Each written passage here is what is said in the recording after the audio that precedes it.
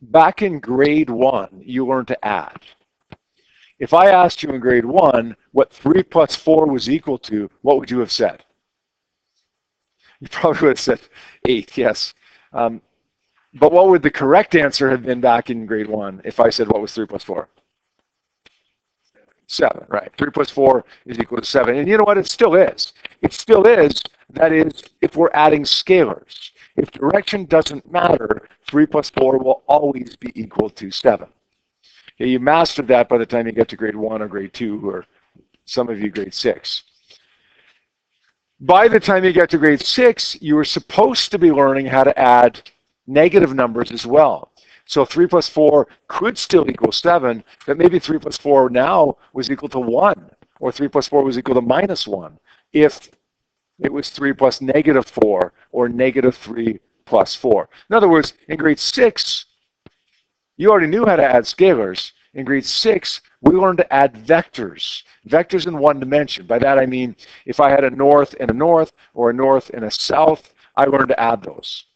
We might not have called them vectors when we were in grade 6, but that's what it boiled down to. Minus 3 plus 4 is equal to 1. Hey, it's the same thing as saying 3 to the south plus 4 to the north. Now, in grade 11, when we're in physics 20, we're going to learn to add vectors together that are in 2 dimensions. So we're not going north and north, or north and south, or south and south. Rather, we're going to learn to add them together when we're going north and west, or south and east. So 3 plus 4 in grade 1 was equal to 7. 3 plus 4 in grade 6 was equal to 7, 1, minus 7. 3 plus 4 in grade 11 is going to be equal to 5. You're going to see what I mean by that in just a few moments.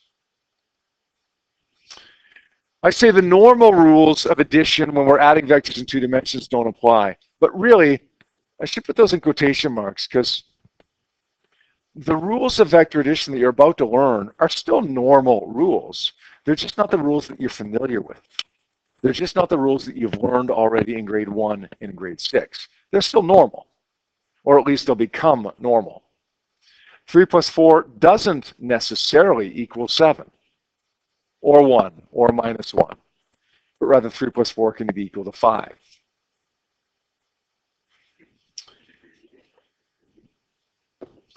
Now, in order to do this, we have to have the goal in mind. We have to always have the goal in the back of our mind. This is where we want to get in order to add this 3 plus 4 to get 5. The goal is always to get a vector diagram, which I'll explain on the next line what a vector diagram is, that is a right-angled triangle. In other words, we need a vector diagram that has a 90-degree angle in it. Why? Don't worry about that right now. Okay, just trust me, this is our goal. We always have to have a goal in mind, right? Keep the goal in sight. The goal that we want to have in sight is to get a right-angled triangle. Now, how do you get a right-angled triangle? It doesn't really matter if you know how to get a right-angled triangle if you don't know that's what you're supposed to get. So let's worry about what we're supposed to get first, the right-angled triangle. Now we'll spend a couple minutes learning how we're going to get that right-angled triangle and how that's going to get us from the point of 3 plus 4 is equal to 7 to 3 plus 4 is equal to 5. In order to draw a vector diagram, we have to first know what a vector is. A vector, or I should say how to represent a vector. We know a vector is a quantity with both magnitude and direction. To represent that vector, we're going to draw it as a line segment with an arrow on the end of it showing the direction. So there's a vector that's showing something is pointing to the right. There's a vector that's showing something is pointing upwards. There's a vector that's showing something is pointing downwards or south. A vector is a line segment with an arrow on the end of it showing which direction that vector is pointing. Now, the reality is you're always going to have more than one vector here, because if you don't, then there's nothing to add. If we have to add vectors in 2 dimensions, you have to have at least 2 vectors. So when we do that, when we draw 2 vectors, we have to draw them front to back, or sometimes we call it head to tail.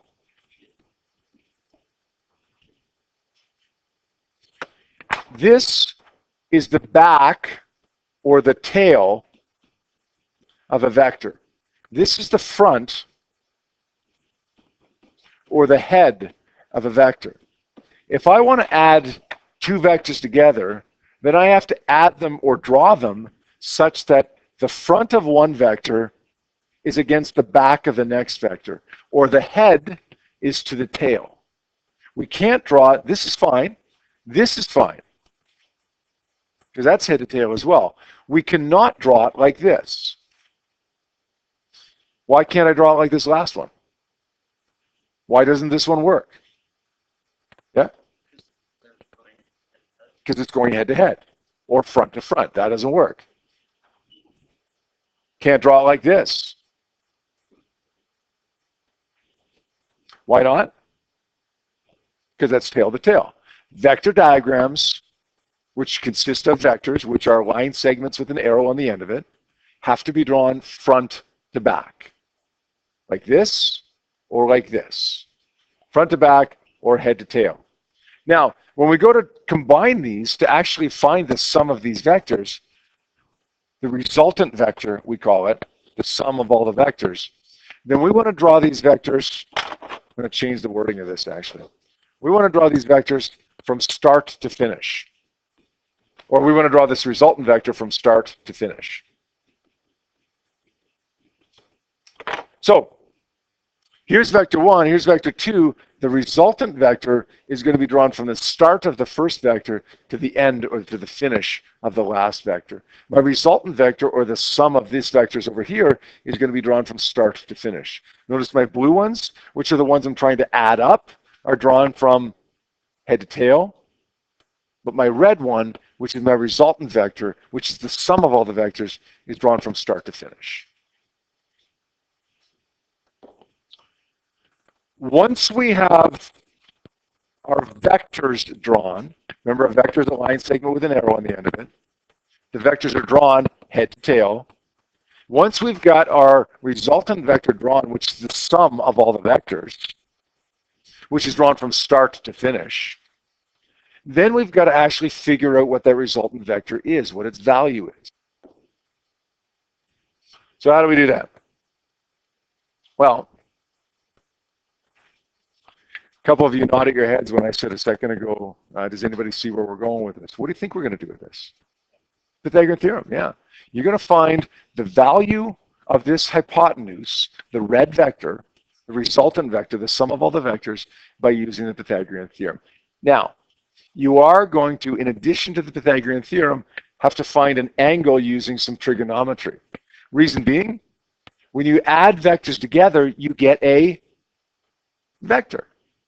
And a vector has both magnitude and direction. So if I was to calculate this, 3 plus 4 is equal to 5 by the Pythagorean theorem, that's good, but that's only the magnitude of the resultant vector. The direction of the resultant vector would be found by measuring that angle, which I'm going to use trigonometry for, which hopefully you're somewhat comfortable with. All right.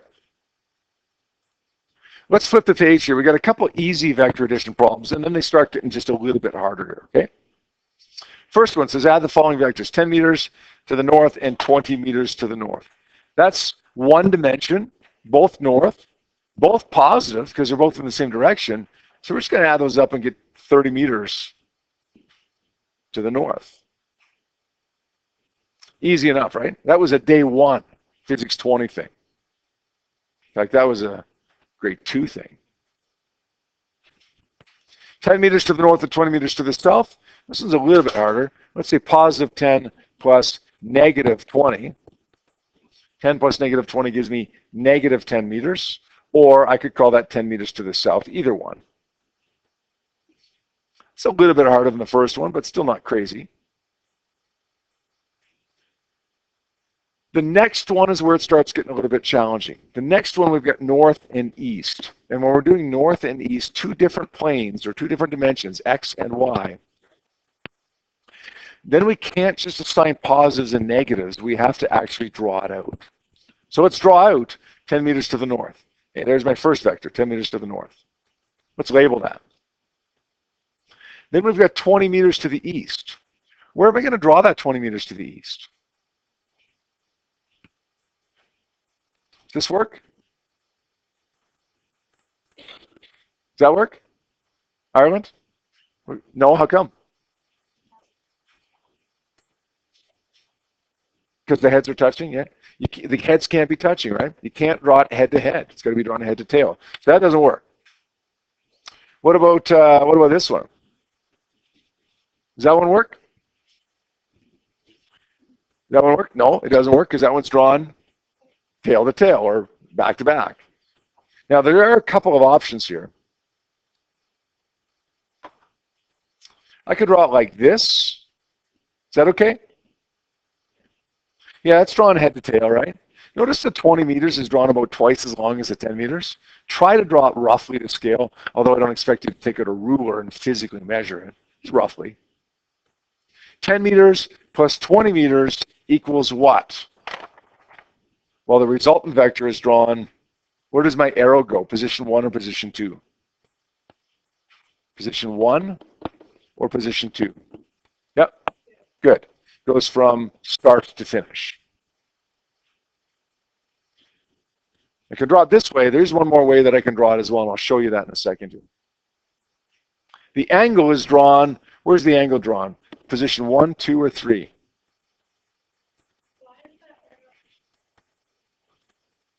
This is drawn head to head and tail to tail because it's our resultant vector. It's the sum of the vectors. We're combining the vectors. Okay, if I'm looking at the blue ones, which are the ones that I'm trying to add, then they have to be drawn head to tail. But the sum of the vectors has to be drawn from start to finish. And that's going to mean automatically that every time it's drawn from tail to tail and head to head. So it's kind of the exact opposite rule for the resultant vector. Yep. What do you mean? Like let's say you drew it right here and did this. Okay, good question. Okay, then that would be drawn head to tail, right? Sounds good. Except the resultant vector has to be drawn from start to finish. Where did I start drawing my diagram here? Where's the beginning of my diagram? Over here or over here? Okay, right there. Okay. So then that means I have to draw my resultant vector from the start of my diagram to the finish of my diagram. Is that okay? Okay, so I have to draw an angle in here as well because it does include both magnitude and direction. Where am I going to draw? Position 1, 2, or 3? It's position 3. Always draw your angle at the start of the diagram. Wherever your two tails are is where you're going to draw your angle. Always at the start of the diagram. Now, how do I calculate the value of r? Somebody said it a little while ago, Pythagorean Theorem. How do you do the Pythagorean Theorem? What is it? A squared plus B squared equals C squared. So we're going to say what? X squared plus Y squared equals R squared. A squared plus B squared equals C squared, right? Does that make sense? So we're going to say R would therefore be equal to the square root of A squared plus B squared.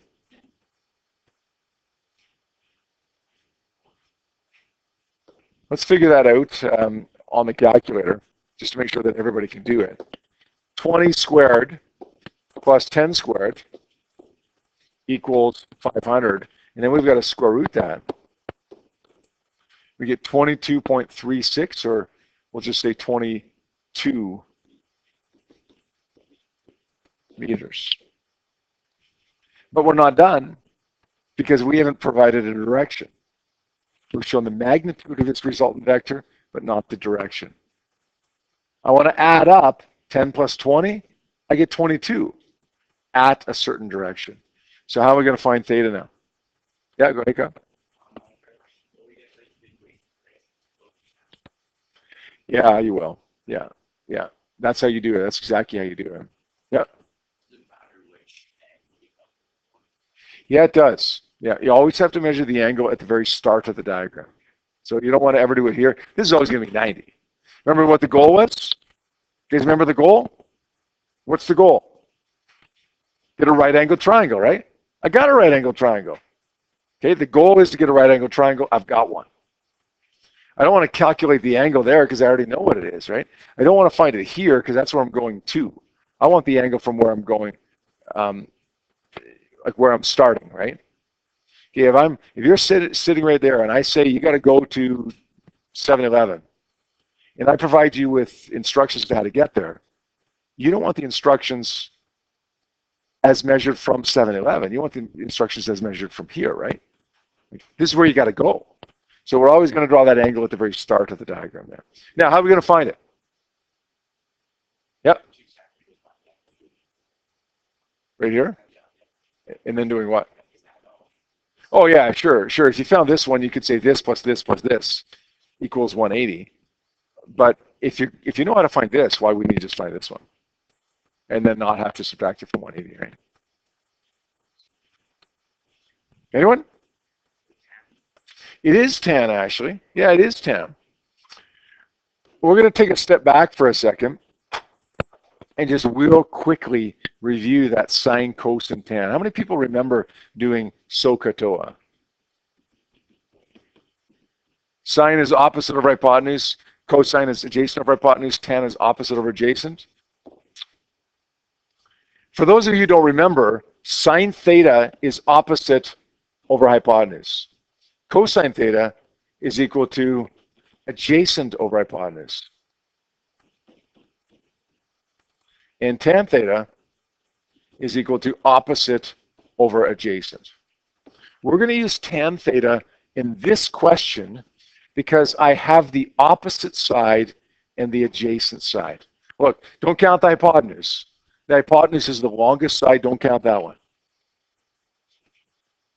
The adjacent side is the other one besides the hypotenuse that's touching the angle, and the opposite is the one that's not touching, the far one. So adjacent is this one because it's touching. Opposite is this one because it's opposite the angle. The hypotenuse doesn't count in that mix. So what we're going to do for this is say tan theta, tan of whatever that angle is equal to opposite over adjacent. That means theta is equal to the inverse tan of opposite over adjacent. Now, how do we find that on our calculator? Let's say let's first make sure we're in degree mode. It's the first time it's really been important that we're in degree mode. Let's say sine. Everybody take out your calculators right now and hit sine 90 on your calculator. Sine 90 equals 1, you're good to go. If it's not, then you're not good to go. You're in radian mode and you got to switch that. Now, how do we find theta? Let's go second function tan, inverse tan of 20 over 10, and the brackets. Second function tan, inverse tan of 20 over 10, enter. We get 63 degrees. So, what is the sum of those vectors? Just like 3 plus 4 wasn't equal to 7 when we added them as two-dimensional vectors, 10 plus 20 doesn't equal 30 when we add them as two-dimensional vectors. Rather, in this case, we would say 10 plus 20 is equal to 22 at 63 degrees. Now, realistically, we're supposed to have a frame of reference here. 63 degrees is measured from what? We'll deal with that later. Okay, we're not going to worry about that right now, but it's coming. Right now, I'm happy if you can calculate 22 meters and 63 degrees. All right? Yeah, go ahead.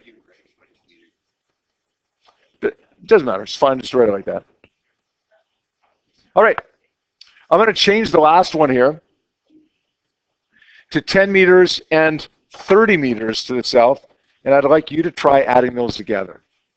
10 meters and 30 meters to the south. Show your work. Don't just say, okay, I know the Pythagorean Theorem, I'll do it with my calculator. Show your work. Draw your vector diagram. Show the arrows on it. And then listen, if you've got a couple of different colors, use different colors. Use a different color for the resultant vector than you are the vectors you're trying to add up. and then show your work over here. R is equal to whatever. Theta is equal to whatever. Don't worry about the frame of reference, but please do calculate R and the magnitude of theta.